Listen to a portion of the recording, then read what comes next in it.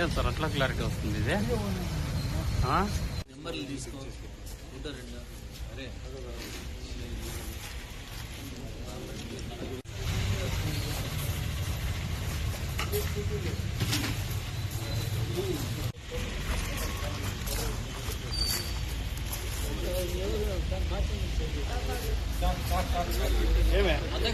Photo తీసుకోండి sir. Sir రండి sir. Okay ఓకేనా? కానీ ఇప్పుడు ఈ రకమైన నేరస్తుడు ఇదే చేస్తాడు అనేటువంటిది పోయింది. ఎప్పటికీ ఎప్పటికి ఏదో సూటబుల్లో దాని మోటార్ సైకిల్ అఫెండర్స్ ను 6 మందిని అరెస్ట్ చేసి వారి నుండి 18 మోటార్ సైకిళ్లు, వాటి విలువ 8,70,000.